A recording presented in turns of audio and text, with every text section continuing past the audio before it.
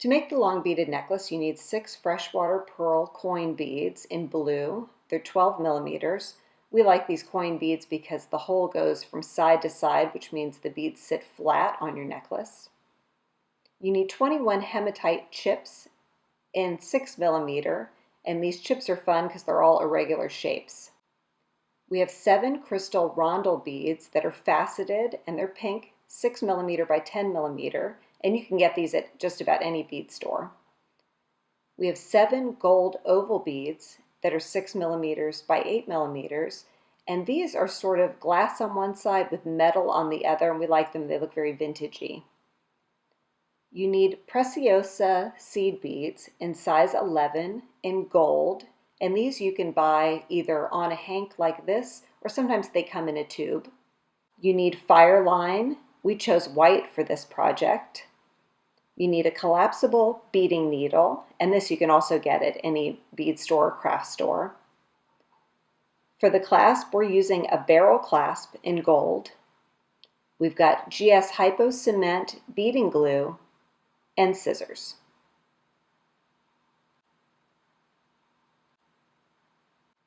The first thing you want to do is cut a 60-inch length of the Fireline, and we went ahead and cut this piece here.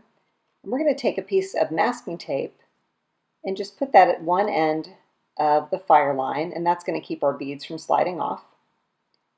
And we'll just set that aside, grab the other end of our Fireline, and we're going to feed it through the eye of our collapsible beading needle, just like threading a regular needle, only this eye collapses as it goes through the bead. Very cool.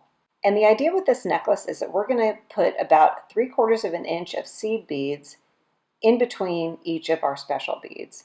And I have a couple tricks I'm going to show you here for beading with seed beads. One of them is that if your beads come on a string like this, pre-strung, what you can do is hold the beads in your hand with them still on the string, take your beading needle, and feed the beading needle into the beads while they're still all lined up on that string, like that. And you can kind of get a bunch at a time like that. And we'll just slide them down onto our Fireline.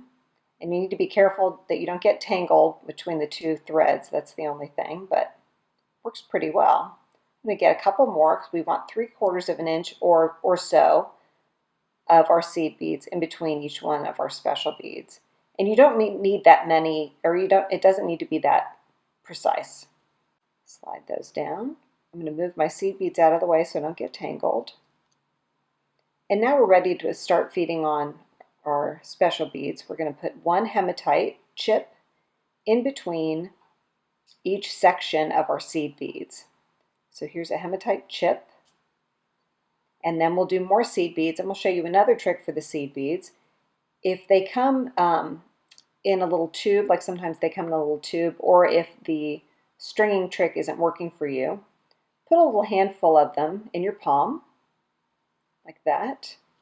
And you can do two little things. You can either fish for them, we call it fishing, and that's you just kind of feed the needle through the little pile of beads, and some of them will jump on there. You can get like 2 or 3 at a time that way.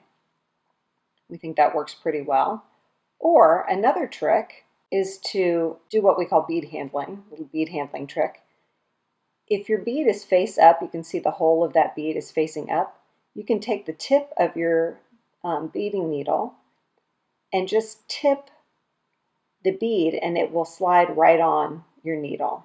So I'm sort of just coaxing it over onto the needle. And that works pretty well. You'd be surprised at how many you can do in a row, just popping them on like that. And you don't need to slide them all the way down your necklace yet. You can just get a few on there at a time. That way you can sort of look and see how many you have. And we're not really counting for this. We're just sort of eyeballing 3/4 of an inch of the seed beads. There we go. And then I'm just going to put the pile back down over here. I can pick it up again later. And we're going to slide that down. And then we're going to feed on one of our beautiful gold, vintagey looking oval beads. Our local bead store has fantastic section of vintage beads, and we're always looking over there to see what kind of special beads they have. I'm going to use the pre-strung bead trick again because I think that works the best for me. And one thing I like to do is kind of eyeball that 3/4 of an inch of the seed beads and slide them down the pre-strung little hank here. Hold on to it in one hand, take my beading needle in the other, and then go ahead and slide that needle right in the middle of that row of the beads, like that. And you can get all of them on there at once. It makes this go really fast. And next we're going to do another hematite chip. The idea with this necklace is that we're going to do a section of the seed beads, one of the hematite chips, a section of the seed beads, and then one of our special beads, and keep repeating like that so that there's a hematite chip in between each little section of seed beads and then special bead. We chose Fireline for this project because it has nice movement, which we really like in a long necklace.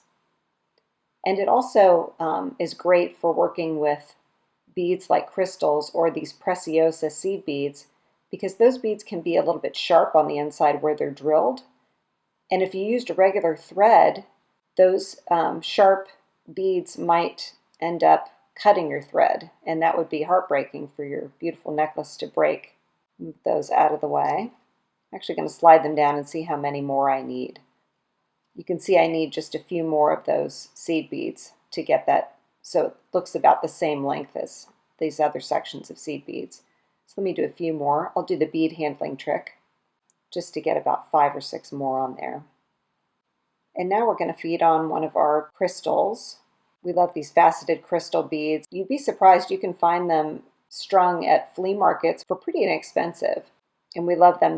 This peachy color really looks nice with the gold. We'll do another section of our seed beads. And next we're going to do another hematite. And we love the way these hematite chips sort of sit perpendicular to the rest of the necklace. They stick out and they really add a lot of interest. And the chips aren't expensive either, which is nice. So this ends up being a great necklace that you can make as a gift for someone that looks like $1 million but won't actually cost you $1 million. We'll do another section of seed beads. And you can see my sections aren't perfect. They aren't all exactly the same, but that doesn't matter. No one will ever notice. It just looks nice and pretty.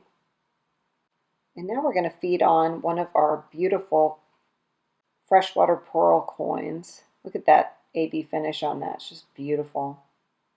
And we're just going to keep sliding our beads on in the same pattern, and we're going to keep sliding the beads down to the end and measure periodically to make sure that our necklace ends up being about 43 inches long. We want our beaded section to be about 43 inches long. And then we'll put on the clasp.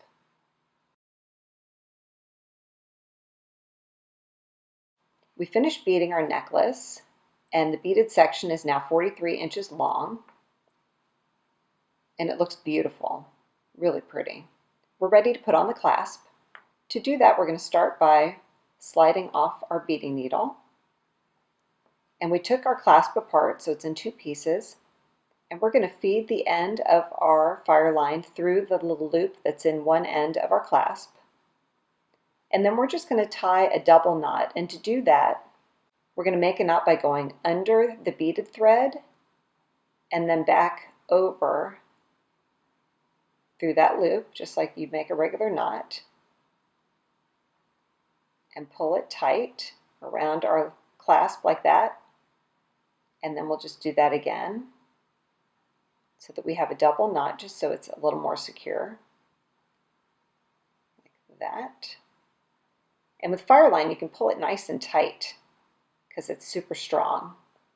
And then we're going to fold both ends back like that. And then for extra security, we're going to add a dab of our GS Hypo Cement onto the knot. We love GS Hypo because it's got this very fine little applicator tip, and it allows you to do this sort of detail, fine work like this, get on this tiny knot. So I'm going to just add a dab of glue. And then it's going to take about 15 minutes for that glue to set up. So we're not going to trim the end off yet. We're going to just leave that. And we're going to start on the clasp on the other end. And to do that, we're going to slide the beads all the way down to this end of our necklace. Slid the beads down all the way to the other end. And now we're going to take off our masking tape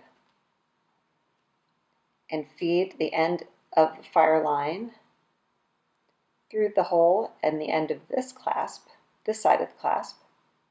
And then this side's a little bit trickier because you don't want a big gap in your Fireline between your beads because your beads will shift around. You want this clasp to be nice and tight against the beads. So what we're going to do is pull on the Fireline a little bit so that the beads are nice and tight up against that hole that's in the end of the clasp. And then I'm going to pull my finger back a little bit to give me just a tiny bit of that Fireline showing on the other side of the loop. And we're going to do a knot just like we did before. We're going to feed the end of the Fireline under the beaded thread. And I'm going to hold my fingers nice and still so that things don't shift around. I'm going to pull that through the middle of our loop like that. Make sure that you don't end up knotting around any of your beads. So I'm going to move my thread so it's right in the gap between that last seed bead and the loop that's in my clasp.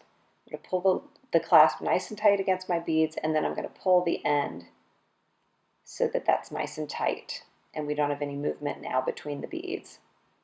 And I'm going to do one more knot so that we've got our double knot on this end too. I'll do it the same way by going under, and I'm going to put the Fireline kind of in the gap there between the seed bead and the loop, and then pull this end through like that and make sure that I don't catch my seed bead in there. And then we've got our double knot. And now we're going to do the same thing we did on the other end, and that's add a dab of glue. So I'm pulling my threads down so that when I trim it, the thread is facing the same way as the one on the beaded section. I've got my GS Hypo Cement here, beading glue, and I'm going to just put a dab of glue on the knot like that. And then I'll let that dry also.